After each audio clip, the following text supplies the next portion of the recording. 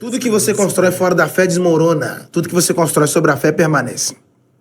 Dinheiro não gera fé, nome não gera fé, influência não gera fé, recurso não gera fé, status não gera fé. Mas fé gera influência, fé gera recurso, fé gera milagre, fé gera porta, fé é tudo. O inimigo não quer matar sua carne, ele quer matar sua fé. Porque se ele matar sua carne, a fé que está em você é capaz de te ressuscitar. Ele quer que você não acredita. Mas se ele matar sua fé, tudo em você está morto. Porque até o inimigo sabe que o justo viverá pela fé. E aí? E detalhe, no mundo natural o homem tem quantos sentidos? 5. No mundo espiritual o homem só tem 1. Fé. Pela fé você fala, pela fé você ouve, pela fé você vê, pela fé você toca. Eu falo de maturidade, e maturidade é você aprender a viver leve em ambientes pesados. Maturidade não tem a ver com o que você recebe, mas tem a ver com o que você responde.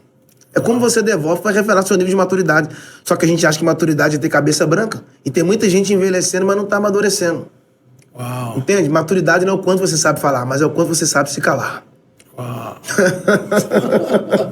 Não é o quanto você fala. Aprenda a fechar a boca. É, Aprende a ficar calado, né? O sábio diz que até o tolo, quando se cala, se faz sábio. É isso. O silêncio é a casa da sabedoria. Na maior prova de Jesus, o que ele fez? Ficou em silêncio. Por que às vezes nós passamos por situações que nós não entendemos? Você não tem que gostar do que Deus está fazendo hoje. Você só tem que confiar no que Ele vai fazer amanhã. Quando você tem Deus como Pai, você só confia nos braços dEle. E Ele sabe para onde está te levando. Mas às vezes vai ser necessário Ele quebrar você ou te esmagar só para extrair de fato o seu maior nível de fé. Uau. Porque se Ele não te esmagar hoje, você nunca vai poder falar de fé amanhã. As batalhas de hoje são os testemunhos de amanhã. Lucas 8:11. Esta é a parábola, a palavra de Deus é a semente. As pessoas acham que o segredo é ter muitas sementes. Não, o segredo é dar destino para cada semente que você tem. Uau. Então, se a palavra é semente, todas as palavras que você libera, precisa dar destino para elas. Então, quando as pessoas começam a ouvir aquilo que você está falando, que vem da parte de Deus, você só está semeando na vida delas. Hein? E qual é a graça de semear? É que o que você faz com a semente só revela o que alguém fez com você. Uau. Quando você fere uma semente, só revela o quanto você foi ferido. Quando você despreza uma semente, só revela o quanto você foi desprezado. Mas quando você ama a semente, revela o quanto você foi amado.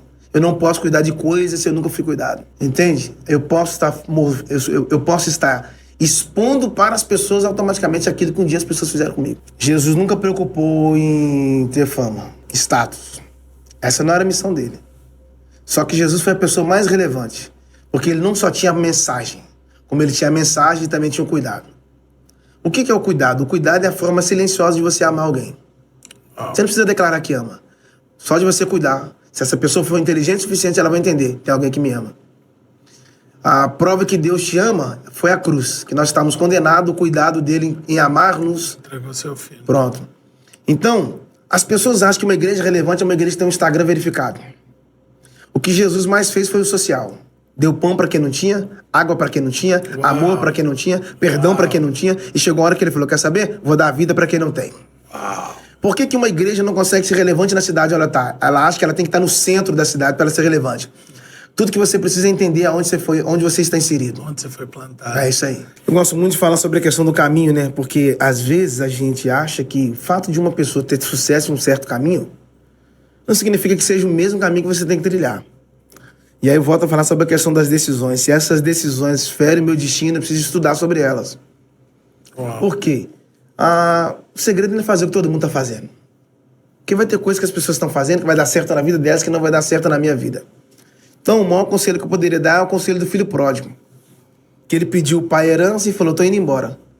Na verdade, ele não queria liberdade, ele queria independência. Ele não queria riqueza, ele queria independência. Porque riqueza ele já tinha, casa ele já tinha, liberdade ele já tinha, mas independência não. Então, o que fez ele aproximar do pai? A herança. E o que fez ele afastar do pai? Também a herança. Por quê? A herança estava pronta para ele, mas ele não estava pronto para a herança. Uau. Então, toda vez que você recebe algo que você não está pronto para administrar, você se perde. Vai dar problema. O grave problema dessa geração é que eles se acham. E isso é um crime, porque quando você se acha, você já se perdeu. Você caiu. Não, você já se perdeu. A ideia não é fazer você se achar, a ideia é fazer você se encontrar. Uau. É triste dizer isso, mas vai ter pessoas que vão viver uma vida inteira se achando e nunca se encontraram. Se encontrar é diferente de se achar. Quem se acha já se perdeu e quem se encontra por Deus foi achado. Então esse cara pega toda a herança e vai embora de casa. A herança está na mão dele, mas ele não está perto do pai. Ele perdeu tudo. E eu encerro. Ele foi parar num chiqueiro cuidando de porcos. O cara que era filho agora está trabalhando no chiqueiro. E o texto diz que ele desejou comer a comida dos porcos. Você já viu porco comer na mesa? Não, é porque porco come no chão. E filho não come no chão, filho come na mesa. Qual a ideia da proposta? Te arrancar da mesa para fazer você comer no chão. Qual a ideia do pai? Te arrancar do chão para fazer você voltar a comer na mesa. Uau. Aí ele perdeu a herança, perdeu os amigos, perdeu o dinheiro, mas uma coisa ele não perdeu, o caminho de volta para casa. Que ele cresça e que eu diminua. Essa mensagem é perigosa, mas eu aceito ela. Por que ela é perigosa? João disse que ele cresce e que eu diminuo. Só que o problema de diminuir, que você pode crescer amanhã o dobro. Quanto mais você diminuir... Você pode diminuir hoje e crescer o dobro amanhã. Essa mensagem é válida de João Batista, é top. Convém que ele cresça e que eu diminua, mas o problema é que a gente pode diminuir hoje e amanhã crescer o dobro. A mensagem de Paulo que é saudável, não mais eu, mas Cristo em mim. Ou seja, eu morri para mim mesmo, então agora ele sempre. Ele hoje, ele amanhã. Decisões definem destinos. Uau!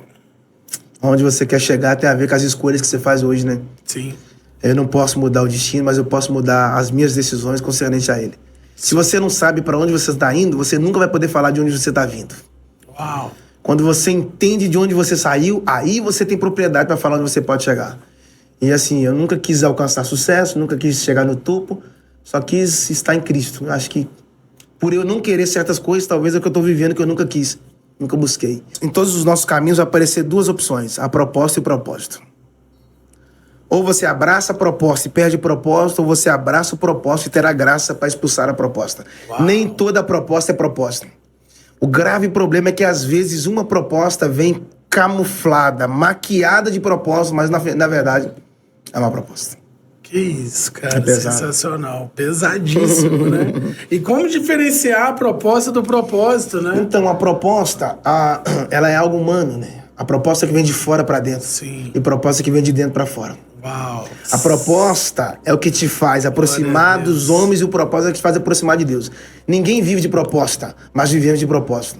Deus não estabelece proposta, ele estabelece propósito. E o propósito ele coloca no seu coração? O propósito é mais do que colocar no seu coração, é aquele que está bem enraizado na sua mente. Porque você não vive pelo propósito, você vive pelo propósito. Você acorda cedo porque você tem um propósito. Você sofre isso porque você tem um propósito. Porque as pessoas me perguntam, você viaja muito, você cansa? Demais. E por que você não para? Porque eu tenho um propósito.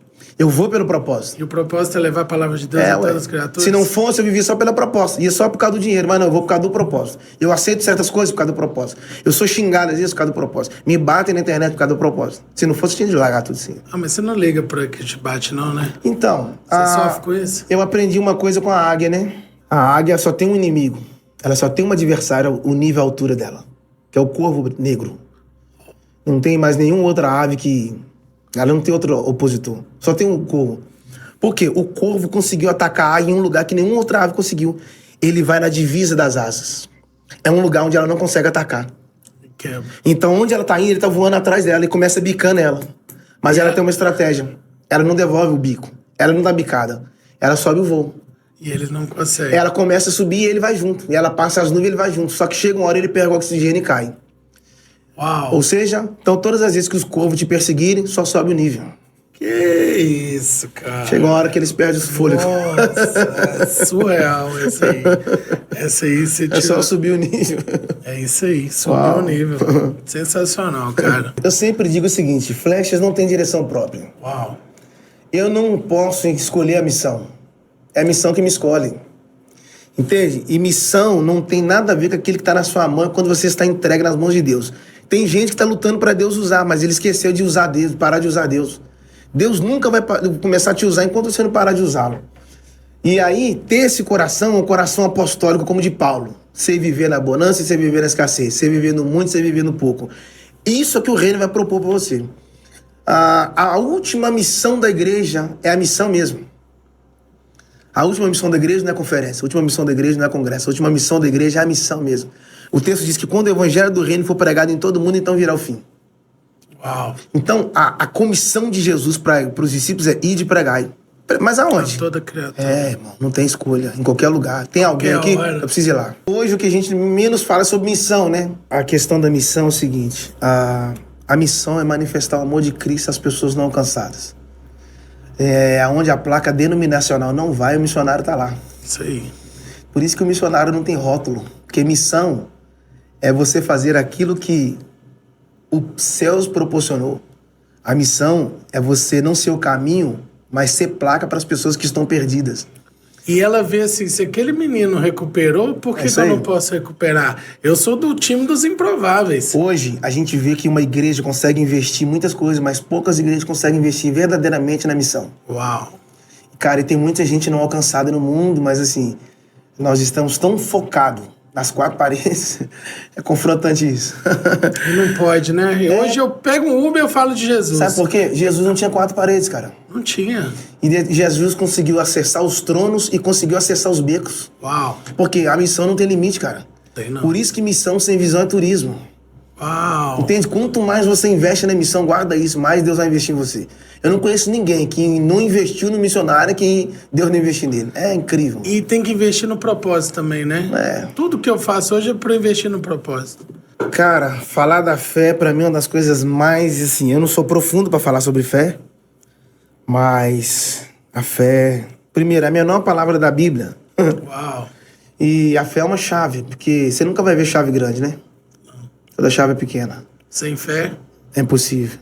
Só que Jesus disse, eu sou a porta. Então, se a fé é uma chave, Jesus é a porta. O primeiro discípulo a afastar de Jesus foi Judas. E o único discípulo que, quando Jesus foi crucificado, permaneceu até o final foi João. Então, na nossa vida, sempre vai ter um Judas e sempre vai ter um João. Quando Jesus estava no Getsemane, Judas veio e beijou Jesus. Por quê? Nem todo mundo que te beija te ama. Uau! O beijo mais frio da história foi o de Judas. Então, eu prefiro ser um Tomé com a fé na ponta do dedo, eu só creio se eu tocar, do que ser um traidor com o amor na ponta dos lábios. Uau! Então, todos nós temos dois grupos na vida, os interesseiros e os interessantes. Escolhas interessantes. Os interesseiros vão estar na sua vida até eles conseguirem extrair o que eles querem. Depois, tchau. O dia que eles receberem o que eles querem, pode ter certeza que eles vão embora. Agora, os interessantes não. Uau! Você pode estar sem nada e sem ninguém, quem é interessante vai estar lá. Glória a Deus. Eles não estão do seu lado pelo que você pode oferecer, mas eles estão do seu lado pelo que você é. É igual os tipos dos três amigos, né? Os amigos folhas, os amigos galhos e os amigos raízes. Conhece essa? Não, não. Os amigos folhas são aqueles que são a maioria. Embeleza a árvore, dão alegria para a árvore, mas tem um problema. Primeiro vento, eles vão embora. Primeiro vendaval que você sofrer, Tchau. eles desplugam de você e nunca mais voltam. Pesado isso. O segundo grupo é o grupo dos galhos. Estão conectados em você, dão vida em você, são fortes, mas eles têm um problema. Eles precisam ser testados. E testados como? No dia que você frutificar, se eles não tiverem estrutura suficiente, eles vão quebrar. E eles vão te deixar na mão. E o terceiro grupo é o grupo dos raízes. Não tem nome, não tem mídia, não aparece, ninguém vê eles, são escondidos, mas tem uma coisa, quando o vento soprar, eles estão lá. Você tá sem dinheiro, eles estão lá. As folhas foram embora, eles estão lá. Os galhos quebraram, eles estão lá. Uau. A oposição é o maior sinal que você tá no caminho certo. Você tem que manter firme. É, porque se você estivesse no caminho errado, ninguém ia contra você. É. Por isso que quando José sonhou, os irmãos levantaram contra ele. Uau. Porque era o sinal que ele estava no caminho certo. Fizeram um buraco, arrumaram uma cisterna e jogaram José lá dentro. Eles não estavam matando José, estavam plantando José. Uau! Porque toda semente que você vai plantar, você tem que colocar dentro de alguma cova. Eu sou fã de José, cara. José o José é sinônimo de perseverar. Isso aí. José O cara sonhou... foi vendido pelos irmãos, foi preso, ficou quantos anos preso e virou governador? José sonhou, o padeiro sonhou, o copeiro sonhou, o faraó sonhou. Os únicos que não sonharam foram os irmãos de José. Uau! Os irmãos de José arrancou a túnica dele, mas não vestiram. Por quê? Era sob medida. Quem fez foi o pai para Jacó. Então, o que é sob medida não cabe mais ninguém. Não queira entrar em lugares que não te cabem. Porque o que Deus tem para você, Ele não vai entregar em mãos erradas. Eles arrancaram a túnica de José, mas não arrancaram os seus sonhos. Uau. Conseguiram tirar o que ele tinha por fora, mas não conseguiram roubar o que Deus colocou. Uau!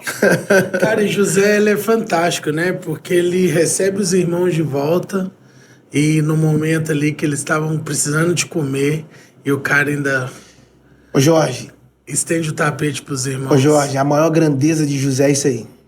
Ele não levou pro coração. Nossa. Porque as pessoas... Falar que é fácil, não é não, cara. Olha aqui. Não é não. Quem guarda ressentimentos não está pronto para uma evolução. Nenhum, velho. Uau. Você não cresce, você guarda ressentimentos. José nunca seria um governador se a mágoa tivesse roubado o lugar dos seus sonhos. Uau, perdão, né, cara? Perdoar não é você liberar as pessoas, é liberar a si próprio. Perdão é estilo de vida. Isso aí. Tem que ter o perdão como estilo de vida. É isso aí. É pedir perdão se você magoou alguém e perdoar. O perdão não é o que as pessoas fazem em relação a você, mas é o que você faz por amor a alguém que você decidiu liberar. Uau, glória a Deus, velho. Eu tô livre. O perdão não tá no diminutivo, não é perdinha, é perdão, tá no aumentativo. Então, perdoar significa que você vai ter que perder algo muito grande. Perdão. Então, eu não posso perdoar se eu não conheço o que é perdoar. O perdão é uma chave que me liberta de mim mesmo. Por isso que quando Jesus estava na cruz, ele falou, Pai, perdoa eles. Jesus perdoou quem o matou e nós não conseguimos perdoar quem nos feriu. Uau! Essa é a virada, né, cara? O perdão e o amor nunca podem divorciar-se. Porque em qualquer relacionamento... My God. Em qualquer relacionamento, os dois precisam estar juntos. Amar e perdoar. É possível eu brigar com a minha esposa de manhã, mas o perdão precisa aparecer de tarde. E relacionamento é ceder o tempo todo, né, cara? O perdão e o amor caminham juntos. Eu não posso ir para um próximo nível apenas amando. Eu preciso perdoar. E uma coisa linda sobre José é que quando ele contou o sonho para os irmãos, a Bíblia diz que os irmãos o odiaram e o texto diz assim, ó, então José teve um outro sonho. Ele contou o sonho, os irmãos o odiou. Ele teve um outro sonho. Então, todas as vezes que você contar um sonho e alguém te odiar, sonhe de novo. Uau! Sonhe de novo. Sonhe de novo. Sonhe de novo. Essa é pra vocês, sonhe de novo. Estão me criticando, sonhe de novo. Estão me perseguindo, sonhe de novo. Estão me falando mal, sonhe de novo. E se vier os corvos? Sobe o nível, né? Águia. Essa aí, cara, a águia. Ficou no meu coração, cara. A águia é uma coisa linda. Ela é a única ave de todas as aves que acasalam voando. Nenhuma outra ave acasalam voando. Somente a águia. O urubu para acasalar pousa, a andorinha para acasalar pousa, o pombo para acasalar pousa. A águia é a única ave que acasala voando. Eu acho isso um charme. Por isso que você nunca vai ver uma águia tendo caso com galinha. Uau! Porque ela não se relaciona com quem é o nível abaixo. Ela só faz aliança com quem tem o mesmo nível de voo. Ela só faz aliança, só tem relacionamento com quem tem o mesmo nível de visão. Por que muitas pessoas pararam de voar? Porque estão fazendo alianças erradas. Ao invés deles conectarem com alguém que pode impulsioná-los, oh my God. Nunca casem por amor apenas. Seja amigo primeiro. Você precisa ter um nível de amizade. Porque se um dia o amor esfriar, a amizade nunca esfria. Quando você pega uma flecha, que ela coloca na aljava, que começa com a letra A, depois ela vai para a mão do arqueiro, que também começa com a letra A. Depois ela vai pro arco, que também começa com a letra A. E depois ela vai pro alvo, que também começa com a letra A. Só que antes da flecha ir pra frente, o arqueiro puxa ela pra trás. Por que ele puxa ela primeiro pra trás? Porque o primeiro chamado não é ide, é vinde. Uau. Vinde a mim, depois ide e pregai. E o maior detalhe é que quando Deus nos puxa, as pessoas não entendem. Eles dizem, uai, agora que eu pensei que você ia bombar, que você ia estourar, você tá retrocedendo? Só que eles não entendem que o que pra eles é retrocesso, pra Deus é impulso. Uau. Então, talvez o que você está vivendo hoje é só impulsionamento. Deus pode usar pessoas para fazer algo desfavorável à sua vida só para te forjar, para te formar e para te moldar. Para te testar. Você nunca vai ser grande enquanto você não for testado. Moldar, mudar e mover. E o que você faz para você se blindar no dia a dia? Então, Jesus fazia uma coisa muito linda, né? Ele se ocultava. Um dia ele está no templo ministrando, a Bíblia diz que a galera pegou pedra para atacar nele, o texto diz que ele se ocultou. Peraí, como é que você se oculta na frente das pessoas? E eu respondo o seguinte, se você não quer tomar pedrada, se oculte. Se oculte. Suma. Uau. Então você vai ter que se esconder, cara. Elias fez isso demais. Uau. Só que às vezes a gente quer publicidade, a gente quer aparecer. E eu amo Deus por isso, que toda vez que você aparece, Deus esconde. E toda vez que você esconde, Deus aparece. Quem te defende é muito maior do que quem te ataca. Eu tenho um irmão mais velho, eu jogava bola, e aí, quando eu jogava bola com os meninos, que eu driblava aí, eles ficavam chateados na época da escola, e eles falavam assim, ó, depois do recreio eu te pego. Sério? Como eu sempre fui baixinho, né, falei, Aí meu irmão estudava na mesma escola, então antes de acabar a aula, eu ia lá e falava pra ele assim, ó, tem uma turma de querendo me pegar. Aí ele, fica tranquilo, quando acabar a aula, você não sai da sala, eu vou te pegar lá. Você ficou oculto. E aí, quando eu terminava a escola, os meninos estavam tudo lá, pedaço de pau na mão, sem camisa, onde vão arrebentar ele. Meu irmão ia na frente, eu ia atrás. Só porque você jogava bola. Eles não gostavam que eu driblava eles, não. Meu irmão ia na frente, eu ia atrás. E aí não mexe. Eles corriam. Não, eles corriam. Então, todas as vezes que você sofrer qualquer perseguição, qualquer ameaça, chama o seu irmão mais velho, né? Oh, Michael. Nós temos um irmão. Sensacional. Jesus cara. é o nosso irmão mais velho.